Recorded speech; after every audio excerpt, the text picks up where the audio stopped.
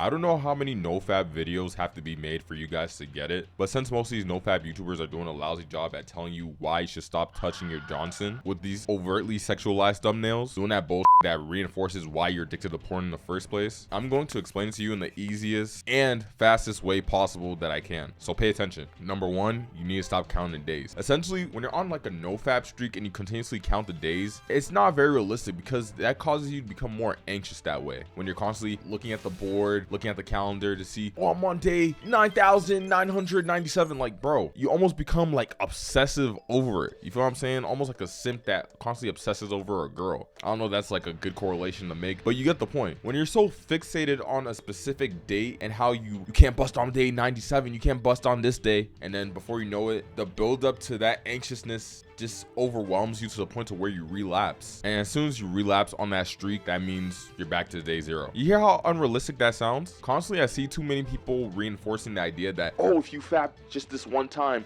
or if you relapse on day 98, you're back to zero. Bullshit.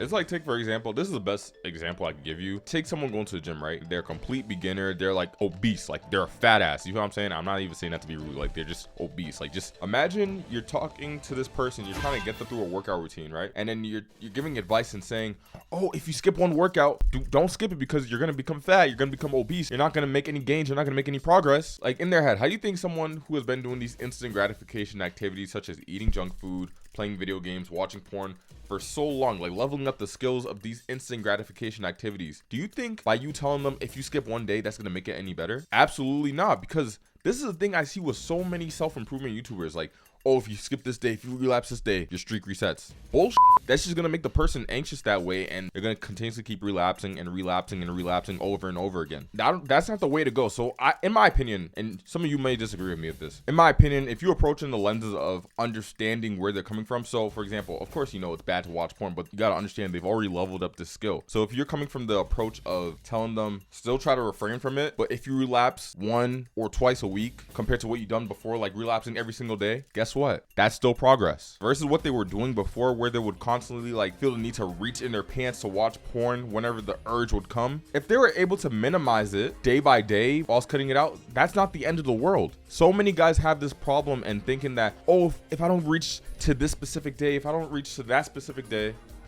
my streaks reset. How stupid is that? And there's a concept I thought of and that I specifically call fapping. Yeah, what do I call it? It's called fapping deload. So you know how like there's things like progressive overload and stuff like that in the gym? Instead, you would deload the amount of times you fap week by week. So trying to minimize it week by week and giving yourself a pat on the back, that's way more better than trying to fixate on a specific date and trying to count your streaks of how many times you did not fap. Because eventually you're gonna relapse. You're gonna relapse. That's the inevitable. And you might even think you're stronger than that. But bro, if you look at your track record, you're gonna relapse. Now there might be an exception where some of you might be able to stay on a streak and that might help you, but for the majority, that I don't think that's the case. So you can't be that hard on yourself when you relapse, when you don't reach that specific streak. And another thing I noticed is that whenever you fixate on the specific date of how long you refrain from fapping, it usually comes from a point of view where it's contingent upon external validation. Anytime I look on like a NoFAP video, or maybe even on this one, I notice that people will comment, oh, I'm on day 97, I'm on day 98, I'm in day 99, which that's cool. I like that for you. And I get it. Like, it feels good when people acknowledge you and be like, yeah, keep going, brother. Don't do this. Don't do that. Refrain from porn. But what happens then when you relapse? That's the thing. You shouldn't be on NoFAP just to get validation from other dudes. I know a lot of people do that. You don't want to do it that way. You want to tackle it in the sense of like, and this is me going on to the next point. This video is not structured at all, even though it's edited as for your own viewership and entertainment and stuff like that. But if you think about like your identity and the person you want to become, fapping won't help you get to that goal. So you don't want to identify as a person that faps, because the way you view yourself is congruent with your actions you take and your habits. So if you're constantly doing something that hinders your growth, you're gonna act in a way that aligns with it. You know what I mean? So for example, let's say you want to quit eating junk food, right? And you have the option between a salad and a pizza. Now some of you might say, oh, I'm gonna choose a salad. No, I'm gonna choose a salad. I doubt it. If that Domino's or Papa John's, I don't know what pizza y'all like, but if that's nice looking pizza, mind you, you're a pizza addict. You're a junk food addict. You like junk food. If you have the option between the two and your skill level is 100 in this and it's a level 1 in this, you're more likely to pick the pizza because of how juicy and how good it looks to you. And you know deep down like the salad would be preferably better for you, but you still choose a pizza because why? Even despite knowing that it's bad for you, but you want to know why you still chose it? It's because of cognitive dissonance. You know this certain specific action and thing you're doing is bad, but yet you still go ahead and do it. That's cognitive dissonance. And then you habitually continue the actions that reinforce this current identity of someone who, you know, is addicted to porn. And I don't want to even sound mean when I say this, but like a person who's addicted to porn tends to be very antisocial, not desirable by most. Why would you want to limit your potential in that way? You need to have a clear picture of your identity and who you want to become. Do you want to be a pee meat beater, or do you want to become someone that does not do that? Because I'll tell you, as someone who's addicted to that stuff, when you refrain from watching porn or anything like that for several months, your brain literally rewires itself to its baseline. And what I mean by its baseline, like the way you were before you even watch porn. Like you don't become associated with that stuff. You just become disinterested. It never even crosses your mind. And so by me telling you this, the next step I'm going to tell you is to become aware of these triggers. Like think about it this way. When you're about to like masturbate or like, you know, watch porn or something, you're always in like a vulnerable state by yourself, whether you're bored, whether, you know, you're stressed about something, whether, you know, you feel me? Like there's something has to be happening in your life that causes that trigger, that feeling to build up inside of you. Become aware of it. I can't tell you what it is, but I can describe it for you in a way that might make you resonate with it. For example, when I was addicted to that, whenever I was in my room by myself or I had nothing to do or there was nothing going on in my life, I would grab my laptop and be like, I'm kind of bored. I know how deep down I want to do something, but I feel as though I already accomplished something. So let me just release. You feel what I'm saying? Despite not doing anything. So become aware of the triggers. Just stare at a wall. And if you don't do this and you go straight to like, you know, beating off, just know that was completely intentional. Like if you make the conscious decision, like after I tell you this, to stare at a wall and then you go ahead and continue to beat off, and you know what happens when you make a conscious decision? You become associated with the type of person that's a meat beater and that's weak. So if you don't want to be associated with that, stare at a wall. I'm challenging you for 10 minutes to stare at a wall. Not during this video though, like literally, like do it after, but.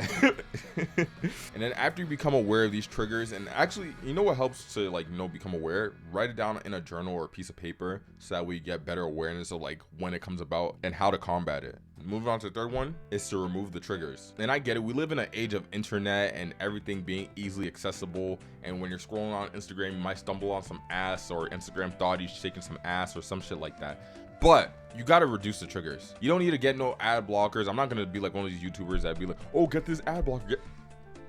No. What are we in elementary school? No. You're a grown-ass man, or some of you might be teenagers. I don't know what age you are, but yes, it could help, but I don't think you need it. All you need to do is as soon as you see a girl's picture, get off the app. In fact, you shouldn't even be on social media anyway. Half the time just scrolling your life away. And what I notice is that when you're on social media, and I don't want to get on this whole side tangent, but I notice like when people are constantly on their phones for hours, that means that their life sucks. Generally, like if you're constantly on social media, it means you don't like your life. It's not desirable. So this is where you need to take time aside and determine where you want your life to go. Because I'll tell you, watching porn and masturbating and scrolling on social media, looking at Instagram thoughts, asses, and liking her pictures, that's a complete waste of time. Like I assume if you watch me, you're probably similar to me and you probably want a better quality of life.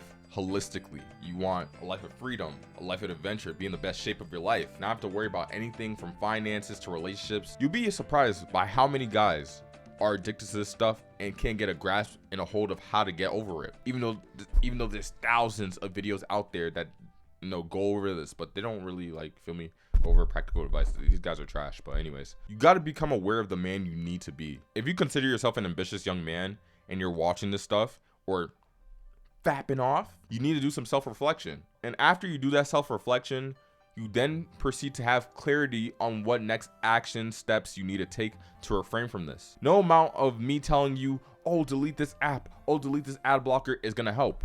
There's thousands of videos that tell you that. But if I make you aware of how you are, like as soon as you tie a label to someone's identity, oh, like you're a fapper or you're a loser when you do this, that's gonna hit home. You're gonna be like, oh, no, I'm not. No, so prove me wrong. After this video, And don't even treat it like a challenge. Like, this is a lifestyle that you're gonna have to continue for the rest of your life. Don't touch yourself down there. Because when you do, what you're doing is releasing your sexual energy for something you haven't even accomplished yet. It's literally like rewiring your brain to make you think that you have accomplished the ultimate thing of conquering the day, and now you deserve to bust a nut because, you know, you've already worked as hard as possible. Become aware of your identity and who you want to become, and try to become aware of the man you need to become in order to achieve the life that you want. And by having this horrible addiction of fapping, it's not making you any better. And you know that, and you know that you're capable of so much more. But it doesn't just take me to tell you that. You have to see it for yourself. You know what I mean? So it's either you're a fapper or someone who's worth more for greatness. Choose a ladder. Choose this one. You feel what I'm saying? But yeah, bro, that's literally it. That's all you need to do to stop fapping. Become aware of that identity and take action daily. But yeah, man, that's all for this video. This is a pretty short one. Don't forget to like, comment, subscribe if you found value from this video, since it does help this video get pushed out to the algorithm for someone who needs to hear or see this. I'm gonna see you guys. Peace.